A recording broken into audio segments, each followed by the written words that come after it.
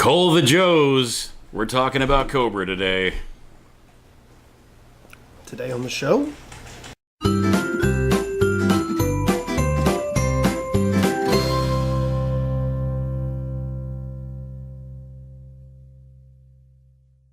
Good morning, Scallywags. Today we are taking a trip back down memory lane to our hometown, Springfield, Missouri, circa 1953.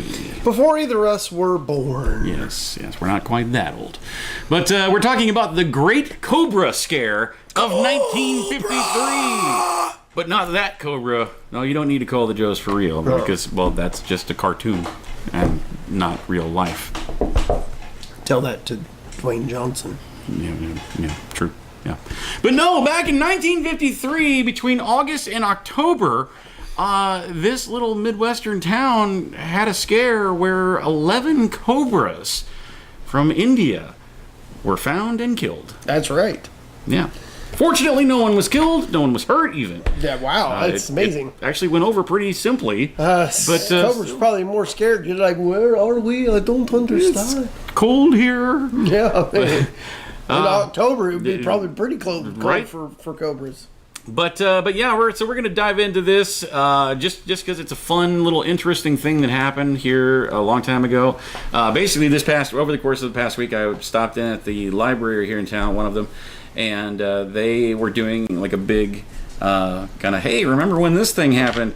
I surprisingly had never heard about this. I'd heard about it, but I hadn't really got into it because it was well before my time. What's weird is I had never heard the story, but I had seen a couple of the pictures, and I just never really looked into what they were from or anything like that. So, but yeah, this goes back in in 1953. Now we're getting this. The story. We all sorts of references for this story, but this particular article we're looking at comes from atlasobscura.com.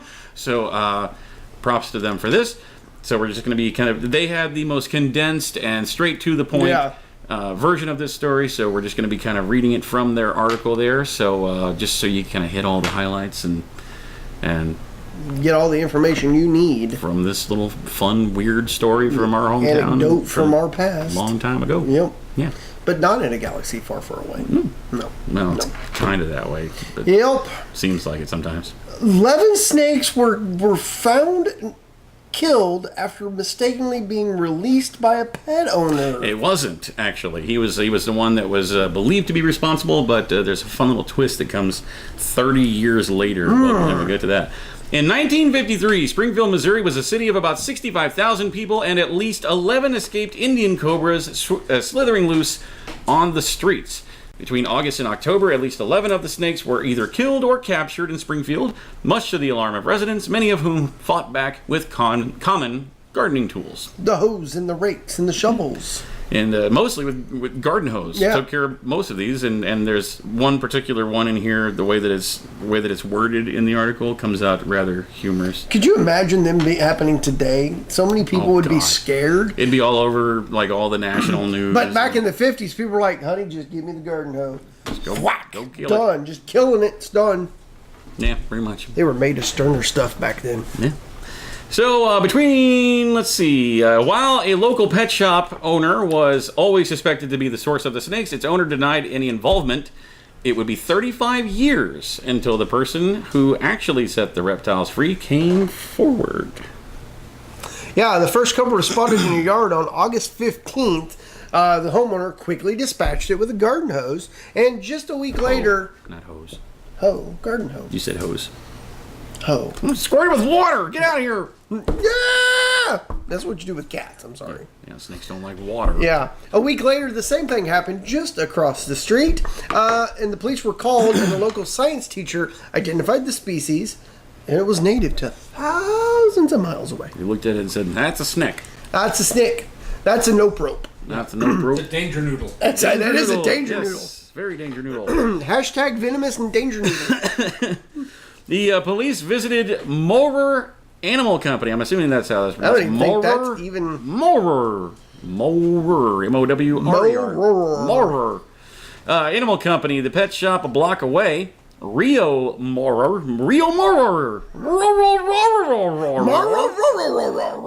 acknowledged that he did keep cobras, but said that none of them had escaped. Why would you keep cobras? Well, pet shop owner, he had exotic animals and stuff. It's not in the... Trying to look up Morer. I was curious, and that's what happened. Yeah, my Mother's Brewing Company here in town actually has released a beer in celebration of the anniversary of the snake scare. As the weeks progressed, however, snakes kept appearing. The third was found in a yard and was also dispatched with a hoe. Make your own Samuel L. Jackson reference here. Yeah, I want these Mother Brewing Company snacks out of this Mother Brewing Company town. The fourth on a roadway was run over repeatedly with a car. Back up. It was like the double tap. I don't think you got him, honey. Back up a little bit. No, triple tap. Quadruple tap. The fifth appeared, and this is the part where it gets the worded funny. I'm quoting this verbatim. The fifth appeared in a woman's garage where she happened to keep her hoe. I keep my hoe in the garage. Doesn't say she killed the snake with the garage, with the garage or the hoe. That's where she keeps her hose. That's just the snake was there. Maybe the snake's still there. The sixth was captured by Moror himself. Moror near the shop. Mojo Jojo. Mojo Jojo. Hashtag Rio Moror. The seventh cobra, however, prompted a much greater response as a man saw it disappear beneath his house, called the police. The chief then arrived with a homemade snake catcher and arrested the snake for trespassing and assaulting an officer. He was then put in the gas chamber, and nothing happened because that didn't really happen. With a rope noose attached to a 10-foot pole, when it provided of little value, police threw a tear gas grenade under the house. And then the cobra came out and was hit by 5 slugs from the officers. So we've got double tapping. And there's, I'm going to make sure you're dead. But it wasn't dead. Oh. 5 slugs from an officer's pistol, but the reptile wasn't dead, so they got the garden hoe. I have the power. You got a problem with cobras? Don't shoot them. Yo, Joe, grab the hoe. Whoa, what happened there? The mic fell over. And yeah, now that thing. Fix that. Okay, there we go. Nobody touched that, by the by. I know. Yeah, that just kind of leaned over all of a sudden. I'm just going on record. Nobody touched that. Just saying. Yeah, Mike just decided to, even though it's on a tripod, it just suddenly Because, I hit my hands, but you see, that's still stable. Yeah, it's on a tripod. And it just decided to not stand anymore. Okay, hey, whatever. Moror was ordered to move his animals outside of city limits. Anti-venom was shipped in. The 8th cobra was crushed by a rock. The 9th again met his dispatch by a hoe. He met a hoe. Wow. The city's health director drove a truck around blaring so-called snake charming music. How does his... And the 10th snake was killed that day. Because of the snake charming. That's right. Totally. Moror denied involvement in the Great Snake Escape until his death in 1970, and the locals assumed the chance of learning what really happened had passed with him. Oh, God. And in 88, a man named Carl Barnett made a shocking statement in the Springfield News Leader. He said, quote, "I'm the one that done it. Welcome to the Ozarks. I'm the one that done it." He had just been 14 years old when the cobras appeared, and after 35 years, he said his friend had convinced him that the community deserved an explanation, and an attorney had assured him... More importantly, an attorney had assured him he would not be charged. Barnett told the newspaper that Moror gave him an exotic fish in early of August 1953 as part of a trade. But the fish died the same night that he brought it home, so he went back to complain. Quote, "He was just ugly about the deal and told me, 'That's tough, kid, get lost.'" Barnett recalled in the news leader. He leaving the shop, Barnett saw a crate of snakes out back and assumed they were harmless. Then he released them like any good 15, 14-year-old would do and figured he and the shop were even. When the cobras began appearing, Barnett recalled, I realized what I'd done, and I was scared to death. Every time someone mentioned the cobras, I just wilted. I just wielded. I just wielded. I'm the one that done it. Yeah. The 11th snake was then captured on October 25th in 1953. It was captured, not killed with a hoe. They did not hoe it. It was taken to the local zoo. I guess they're calling that hoeing around. No, good lord. It died there 2 months later when someone got a hoe out. And for a while, residents feared more snakes would appear, but this was to be the last of the escaped nope ropes. The Cobra Scare was history. Just all kinds of nope going around town during that summer. Moments of nope rope. Just moments of nope rope. Hashtag moments of nope rope. But because I don't know honestly how to pronounce that name. I'm sure it's like Morer or something. Yeah, I think it's Morer. But Mowrer. Let's see. Oh, that was loud. Sorry. There it is. More. That's what I said. Yeah. But anyway, there's a little nice tidbit and anecdotal story from our wonderful town's past. Yes. From like maybe this needs to be a thing. I mean, there's many things we could talk about. Oh yeah. There's all kinds of stuff. Yeah, the Great Ice That was Storm fun. 07. Looking back, it was a terrible 2 weeks. But looking back, I was without power for 2 weeks. And many other people were out of power even longer than that.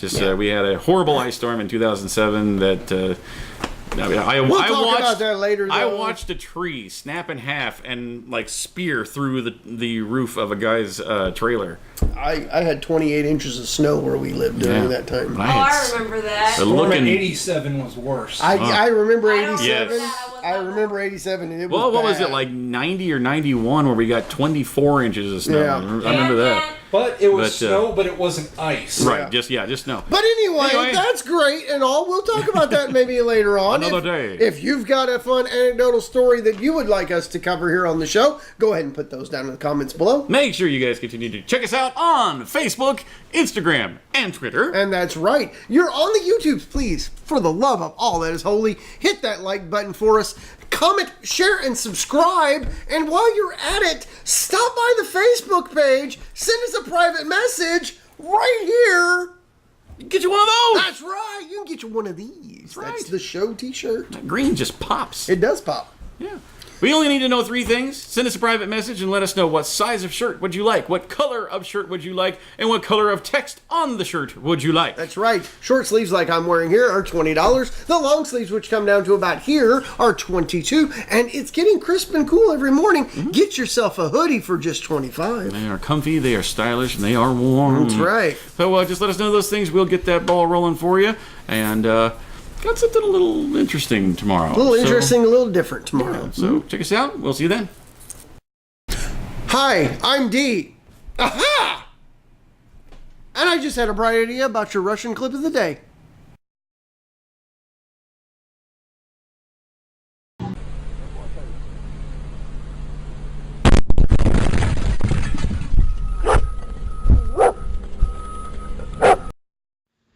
Hey guys, thanks for watching that video. We hope you enjoyed it. Yeah, and if you liked what you see, go ahead and click on our faces to go ahead and subscribe to get all of our Monday through Friday stuff. Indeed, and here's a couple of links down below that you can follow to watch more shows like it. Tons of great content right here at Scallywag Productions. We'll see you tomorrow.